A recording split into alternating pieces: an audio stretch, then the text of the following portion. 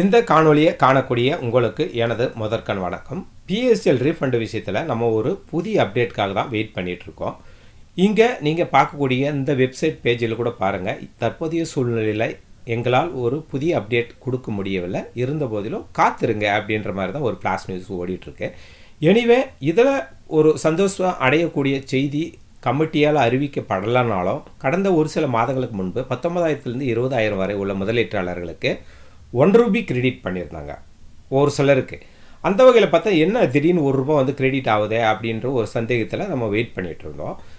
இந்த மாதம் 12-13 2 தேதியில் வந்து பேலன்ஸ் அமௌண்ட், அதாவது 19,000 20,000 வரை உள்ள முதலீட்டாளர்களுக்கு ₹1 செலுத்திவிட்டு ஒரு சில மாதங்கள் கழித்து இந்த மாதத்தில் பேலன்ஸ் அமௌண்ட்டும் கிரெடிட் பண்ணியிருக்காங்க.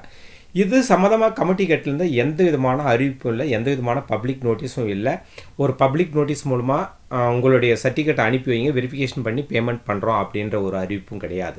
பட் இது எல்லாம் ஒரு கூர்ந்து கவனிக்கும் போது கமிட்டி வந்து ஏதோ ஒரு வகையில் வந்து இந்த பணத்தை கொடுத்து முடிக்கணுன்ற வகையில் ஒரு சில வேலைகளை பண்ணிகிட்ருக்காங்க.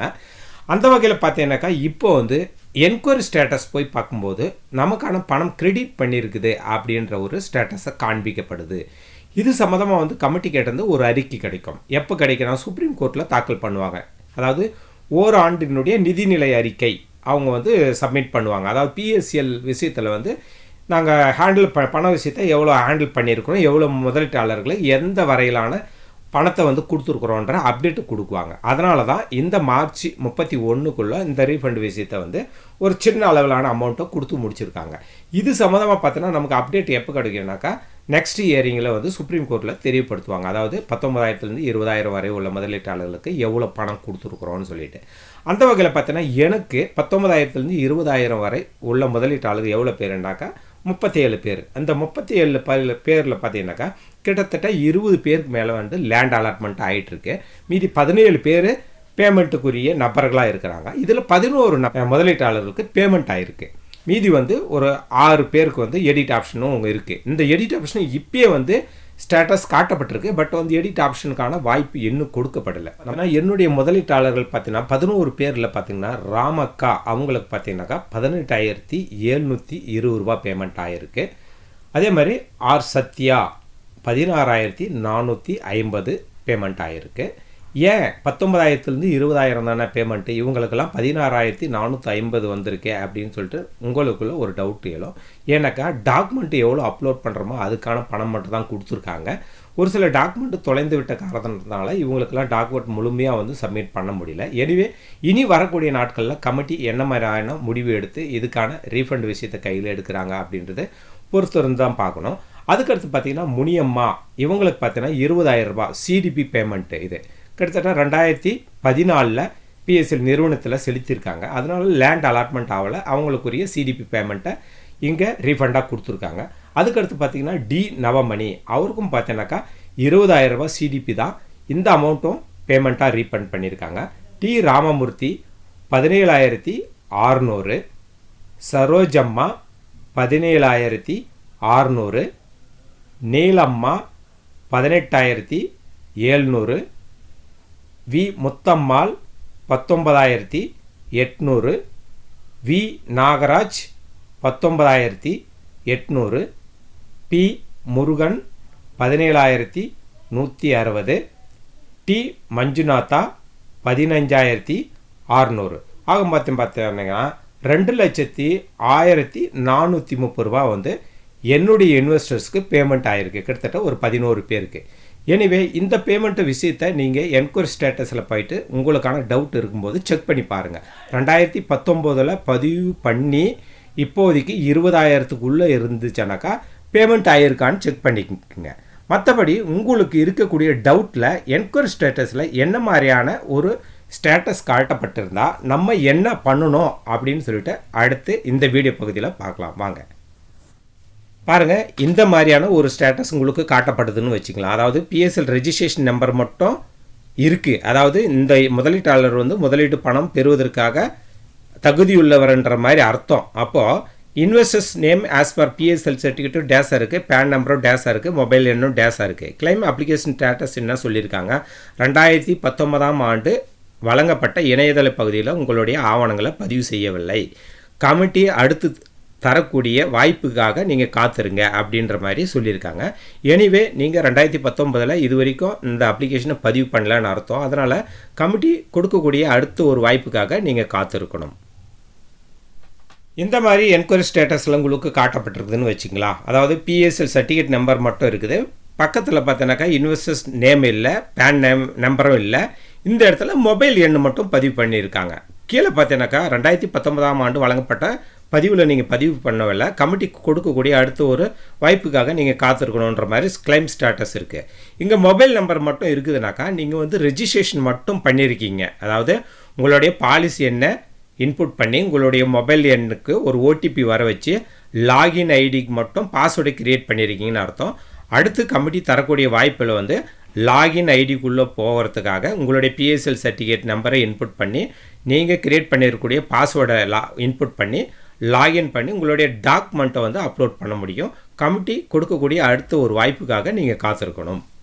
இந்த மாதிரி ஒரு ஸ்டேட்டஸ் காமிக்குதுன்னு வச்சுக்கலாம். இங்கே பாருங்கள், பிஎஸ்எல் ரெஜிஸ்ட்ரேஷன் நம்பர் இருக்குது, இன்வெஸ்டர்ஸ் நேம் இருக்குது, பேன் நம்பரும் இருக்குது, மொபைல் எண்ணும் இருக்குது. பட் வந்து கிளைம் அப்ளிகேஷன் ஸ்டேட்டஸ் என்ன சொல்லியிருக்காங்க, 2019 ஆண்டு வழங்கப்பட்ட பதிவில் வந்து நீங்கள் பதிவு பண்ணல, கமிட்டி அடுத்து கொடுக்கக்கூடிய ஒரு வாய்ப்புக்காக நீங்கள் காத்திருக்கணும் அப்படின்ற மாதிரி தான் இங்கே தெரியப்படுத்தியிருக்காங்க கிளைம் ஸ்டேட்டஸ். என்ன ஒருயான இது இஷ்யூஸ்னாக்கா, எல்லா டாக்குமெண்ட்டும் வந்து அப்லோட் பண்ணியிருக்காங்க. அதாவது பிஎஸ்எல் சர்டிஃபிகேட் நம்பரு, அப்புறம் நேமு, அப்புறம் பேன் நம்பரு, அப்புறம் மொபைல் நம்பரு எல்லாமே அப்டேட் பண்ணிவிட்டு இதுக்குள்ளே பேங்க் பாஸ்புக்கோ இல்லை பேன் கார்டோ அல்லது பிஎஸ்எல் சர்டிஃபிகேட்டோ புகைப்படத்தை அப்லோட் பண்ணி ஃபைனல் சப்மிட் கொடுக்காம விட்டுருக்காங்க. இவங்க கிட்ட ஏதோ ஒரு டாக்குமெண்ட்டு புகைப்படம் இல்லாத ஒரு பட்சத்தில் அப்லோட் பண்ணி ஃபைனல் சப்மிட் கொடுக்காம இந்த அப்ளிகேஷனை அப்படியே விட்டுட்டுருக்காங்க அப்படின்னு அர்த்தம். இந்த மாதிரி வந்துருந்துச்சுன்னா கமிட்டி கொடுக்கக்கூடிய அடுத்த ஒரு வாய்ப்புக்காக நீங்களும் காத்திருக்கணும். உங்களுக்கு இந்த மாதிரியான ஒரு ஸ்டேட்டஸ் காமிக்குதுன்னு வச்சுக்கிங்களா. அதாவது பிஎஸ்எல் சர்டிஃபிகேட் நம்பர் இருக்குது, பேரும் இருக்குது, பேன் நம்பரும் இருக்குது, அதே மாதிரி மொபைல் எண்ணும் இருக்குது. கிளைம் அப்ளிகேஷன் ஸ்டேட்டஸில் என்னன்னாக்கா, நீங்கள் பதிவு செய்யும் பொழுது உங்களுக்கான நிலம் ஒதுக்கீடு சம்மந்தமாக கேட்கப்பட்ட கேள்விக்கு நிலம் ஒதுக்கீடு செய்யப்பட்டுள்ளது அப்படின்ற மாதிரி நீங்கள் அப்ளிகேஷன் ஃபில் பண்ணியிருக்கீங்க. அதனால் வந்து பேமெண்ட் பண்ண முடியலன்னு சொல்லியிருக்காங்க.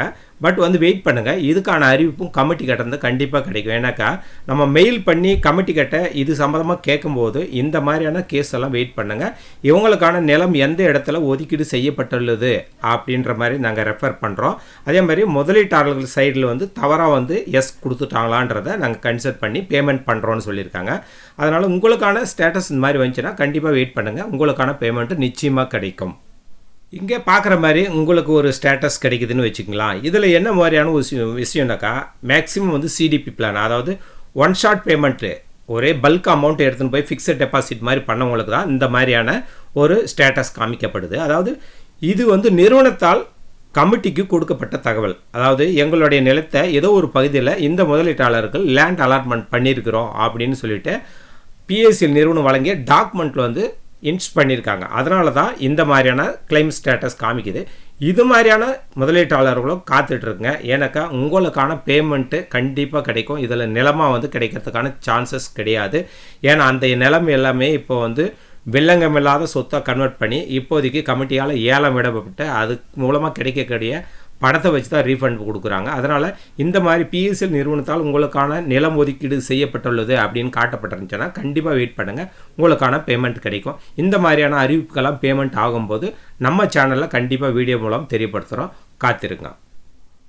உங்களுக்கான ஸ்டேட்டஸ் இந்த மாதிரி காண்பிக்கப்படுதுன்னு பார்த்தீங்களா. இங்கே பாருங்கள், கிளைம் அப்ளிகேஷன் ஸ்டேட்டஸ் பாருங்கள், டிஃபர்ட் கேஸ், அதாவது your application could not be process at the stage and you may await notification in this record. அதாவது இந்த மாதிரி டிஃபர்ட் கேஷன் வந்துச்சுன்னா ஆல்ரெடி உங்களுக்கு பல முறை வந்து எடிட் ஆப்ஷன் கொடுத்து நீங்கள் எடிட் ஆப்ஷனை கம்ப்ளீட் பண்ணலைன்னா கண்டிப்பாக இந்த மாதிரி டிஃபர்ட் கேஷன் தான் வச்சுருப்பாங்க. அதனால் இது சம்மந்தமாக வந்து கமிட்டி நோட்டிஃபிகேஷன் பண்ணுற வரைக்கும் காத்திருக்கணும். எனிவே இந்த மாதிரி டிஃபர்ட் கேஸ் எல்லாம் வர்றது பார்த்தீங்கன்னாக்கா ஒரு 15,000 கீழான முதலீட்டாளர்களுக்கு தான் வந்திருக்கும். ஏன்னாக்கா இந்த எடிட் ஆப்ஷன் வந்து பல முறை கொடுத்து இதை நம்ம கவனிக்காமல் ஃபைனல் கம்ப்ளீட் பண்ணாமல் விட்டதுனால இதை டிஃபர்ட் கேஸுன்னு வச்சுருக்காங்க. எனிவே அடுத்து வரக்கூடிய எடிட் ஆப்ஷனில் இதுக்கான வாய்ப்பு கொடுக்குறாங்களா அப்படின்றத நம்ம பொறுத்திருந்து பார்க்கலாம். அதனால் நம்ம சேனலில் எடிட் ஆப்ஷன் சம்மந்தமாக வீடியோ பதிவு பண்ணும்போது இந்த மாதிரி டிஃபர்ட் கேஸ்ன்னு உங்களுக்கு இருந்துச்சுன்னா கண்டிப்பாக வந்து எடிட் ஆப்ஷனில் பாருங்கள். உங்களுக்கான எடிட் ஆப்ஷன் கிடச்சிச்சின்னா கண்டிப்பாக கம்ப்ளீட் பண்ணி பேமெண்ட்டை ரிசீவ் பண்ணுங்கள். சப்போஸ் உங்களுக்கான என்கொயரி ஸ்டேட்டஸில் claim application status your application could not be processed further at this stage as PSL certificate uploaded by you is incorrect or illegal. அதாவது 2019 நீங்கள் பதிவு செஞ்சுருக்கக்கூடிய பிஎஸ்எல் சர்டிஃபிகேட் ஒன்று தெளிவாக இல்லை இந்த பிஎஸ்எல் எண்ணுக்குரிய பிஎஸ்எல் சர்டிஃபிகேட்டை அப்லோட் பண்ணலன்னு அர்த்தம். இது எப்படி சரி பண்ணுறதுனா எடிட் ஆப்ஷன் மூலமாக தான் இது சரி பண்ண முடியும். கமிட்டி கிட்டேருந்து எடிட் ஆப்ஷன் கிடைச்ச உடனே நம்ம சேனலில் அது சம்மந்தமாக வீடியோ பதிவு பண்ணுறேன். இந்த தவறை எப்படி சரி செஞ்சு நம்ம பணத்தை வாங்குறது அப்படின்னு உங்களுக்கு எளிமையான முறையில் ஒரு கைடன்ஸ் கிடைக்கும். அதுவரை காத்திருங்க.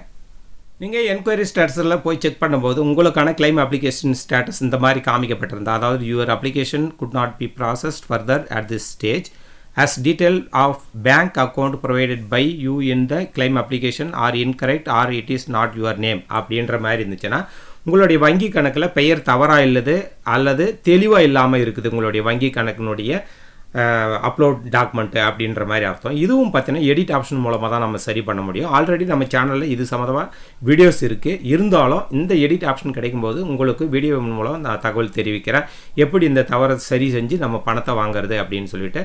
அதுவரை நீங்கள் காத்திருக்கணும். சப்போஸ் உங்களுக்கான என்கொயரி ஸ்டேட்டஸ் இந்த மாதிரி காமிக்கப்படுதுன்னு வச்சுக்கலாம். அதாவது உங்களுடைய அப்ளிகேஷன் இப்போதைக்கு வந்து அங்கே ப்ராசஸ் பண்ண முடியல, இது விஷயமா நீங்கள் வெயிட் பண்ணுங்கள் அப்படின்னு காட்டப்பட்டிருந்தா கமிட்டி தன்னுடைய நடவடிக்கை மூலமாக இப்போதைக்கு 20,000 வரைக்கும் தான் பேமெண்ட் பண்ணியிருக்காங்க. அப்போ உங்களுக்கு வர வேண்டிய பணம் பார்த்தீங்கன்னாக்கா 20,000க்கு மேலான பணமாக இருக்குது. நீங்கள் 2 பாலிசி 10,000 வச்சுருந்தா கூட 20,000 அதுக்குள்ளே இருக்கிற அமௌண்ட்டு வந்துட்டுக்கும். சப்போஸ் வந்து 2 பாலிசி 10,000 ஒரு பாலிசி வந்து 7,500 எல்லாமே பார்த்தீங்கன்னாக்கா 20,000க்குள்ளே இருக்குதா தான் அப்படின்ற மாதிரி நீங்கள் கன்சிடர் பண்ணலாம். ஆனால் வந்து இது ஒரு தவறான நடவடிக்கை. ஏன்னாக்கா 3 பாலிசி 10,000 + 10,000 + 7,500 27,500. அப்போது 27,500 ரூபா ஆன ரீஃபண்டையும் ஒரே பேன் நம்பர் வழியாக தான் நீங்கள் வந்து அப்லோட் பண்ணுறீங்க. அப்போ உங்களுக்கு இந்த ரீஃபண்ட் விஷயத்தில் வரக்கூடிய பணம் பார்த்தீங்கன்னா 27,500. அதுதான் கமிட்டி கன்சிடர் பண்ணி 27,500 ரூபா பேமெண்ட் பண்ணும்போது உங்களுக்கான பேமெண்ட் கிடைக்கும். அந்த மாதிரியான ஒரு ஸ்டேட்டஸ் தான். இந்த மாதிரி இன்வெஸ்டர்ஸ் எல்லாமே வந்து கண்டிப்பாக வெயிட் பண்ணுங்கள். அப்புறம் இன்னொரு தகவல், முக்கியமாக தகவல் கொடுக்கக்கூடியது என்னென்னாக்கா 20,000 வரை, அதாவது 19,000லேருந்து 20,000 வரைக்கும் இப்போ பேமெண்ட் ஆகிருக்கு இல்லையா. அப்போது உங்களுக்கு வர வேண்டிய பணம் 19,000லேருந்து 20,000 வரைக்கும் இருந்தால் கூட இப்போ எடிட் ஆப்ஷனுடைய claim application ஸ்டேட்டஸ் வச்சுருக்காங்க. உங்களுக்கு பேங்க் அக்கௌண்ட் தப்பாக இருக்கா இல்லை பிஎஸ்எல் சர்டிஃபிகேட் தப்பாக இருக்குதான்ட்டு பார்த்து வச்சுக்கங்க. கமிட்டி வந்து அடுத்து கொடுக்கக்கூடிய எடிட் ஆப்ஷனில் நம்ம அந்த தவறை சரி செஞ்சு பணத்தை வாங்க முடியும். சப்போஸ் உங்களுடைய என்கொயரி ஸ்டேட்டஸில் போய் பார்க்கும்போது இந்த மாதிரி, அதாவது your application has been processed and assemble amount has been paid in to your bank account, அதாவது நீங்கள் அப்ளை பண்ணியிருந்த அப்ளிகேஷன் வெரிஃபிகேஷன் பண்ணி உங்களுக்கான பேமெண்ட்டு உங்களுடைய வங்கி கணக்கில் செலுத்தப்பட்டு விட்டதுன்றது தான் claim அப்ளிகேஷன் ஸ்டேட்டஸ். இவங்களுக்கு பாருங்கள் 20,000க்கு அப்ளை பண்ணியிருக்காங்க, 20,000க்கான பேமெண்ட்டை வங்கி கணக்கில் செலுத்தியிருக்காங்க. அப்போது உங்களுக்கான பேமெண்ட் வந்தாச்சு அப்படின்றதா இங்கே காட்டப்பட்டிருக்கிற என்கொயரி ஸ்டேட்டஸ். ஓகே நண்பர்களே, இன்னைக்கு கொடுத்த இந்த தகவல் வந்து உங்களுக்கு யூஸ்ஃபுல்லாக இருந்திருக்கும்னு நினைக்கிறேன். அப்டேட்டில் ஒவ்வொன்றா கவனமாக பாருங்கள். அந்த அப்டேட்டில் என்ன மாதிரியான ஒரு ஸ்டேட்டஸ் காமிக்குதுன்னு பாருங்கள். அதுக்குரிய நடவடிக்கை என்ன எடுக்கலாம் அப்படின்றது யோசனை பண்ணி வைங்க. அடுத்து வரக்கூடிய கமிட்டியினுடைய அப்டேட்டில் உங்களுக்கான ஒரு தெளிவான நடவடிக்கை மூலமாக அந்த தவறுகளெல்லாம் சரி செஞ்சு நம்ம பணத்தை வந்து எளிமையாக வாங்க முடியும். ஓகே நண்பர்களே, இந்த வீடியோ தகவல் பிடிச்சிருந்துச்சுனாக்கா வீடியோவை ஒரு லைக் பண்ணிவிட்டு நிறைய பேருக்கு வீடியோவை ஷேர் பண்ணுங்கள். மற்றபடி இந்த சேனலை இது வரைக்கும் சப்ஸ்கிரைப் பண்ணாமல் இருந்தீங்கன்னா அதில் வந்து சப்ஸ்கிரைப் பண்ணி வச்சுங்க. உங்களுடைய பிஎஸ்சிஎல் பணம் வாங்குற வரைக்கும் இந்த சேனல் வந்து கண்டிப்பாக உங்களுக்கு உதவிகரமாக இருக்கும். அது மட்டும் இல்லாமல் வீடியோனுடைய கமெண்ட் செக்ஷனில் நிறைய வந்து சந்தேகங்களை எழுப்புறீங்க. இந்த இடத்துல வந்து நான் வந்து ஒவ்வொரு கமெண்ட்டும் பார்க்குறதுக்கு கொஞ்சம் டைமிங் எடுக்குது. எனக்கும் ஒரு வேலை விஷயம் ஒரு 8 hours 10 hours நான் ஒர்க் பண்ணிவிட்டு அதுக்கப்புறம் வந்து பார்க்கும்போது ஒரு சிலனுடைய கமெண்ட் வந்து வர்றதில்லை எனக்கு. அதனால் வந்து நான் கேட்டிருக்க கேள்விக்கு சரியான ஒரு பதில் இல்லை அப்படின்ற மாதிரி நிறைய பேர் கமெண்ட் செக்ஷனில் கேட்குறீங்க. என்ன கேள்வி கேட்டீங்க, அதுக்கான பதில் என்னன்றது என்னாலும் கரெக்டாக கெஸ் பண்ண முடியல. அதனால் வந்து பிஎஸ்சிஎல் வழிகாட்டுதல் குழுன்னு சொல்லிட்டு ஒரு டெலகிராம் குரூப் இருக்குது. அந்த குரூப்பினுடைய லிங்க்கை இந்த வீடியோடைய டிஸ்கிரிப்ஷன் பகுதியில் கொடுத்துருக்குறேன். நீங்கள் கண்டிப்பாக ஜாயின் பண்ணிக்கங்க. அங்கே வந்து உங்களுடைய வாய்ஸ் கமெண்ட்டை நீங்கள் பதிவு பண்ணிங்கன்னா உங்களுக்கான ஒரு நல்ல தெளிவான பதில் கிடைக்கும். அதே மாதிரி ஒரு டாக்குமெண்ட் வைஸாவோ நீங்கள் அந்த குரூப்பில் வந்து பதிவிடலாம். அப்போ உங்களுக்கு இருக்கக்கூடிய சந்தேகத்தை எல்லாமே வந்து தீர்த்துக்கலாம். ஓகே, இந்த தகவல் வந்து உங்களுக்கு நிறைய பேருக்கு வந்து யூஸ்ஃபுல்லாக இருந்திருக்கும்னு நினைக்கிறேன். கமிட்டி கிட்ட இருந்தோ இல்லை சுப்ரீம் கோர்ட்டுக்கிட்ட இருந்தோ இனி வரக்கூடிய தகவல் அடிப்படையில் அடுத்த ஒரு பதிவின் மூலம் உங்களை எல்லாம் சந்திக்கும் வரை நன்றி கூறி விடைபெறுகிறேன். நன்றி, வணக்கம்.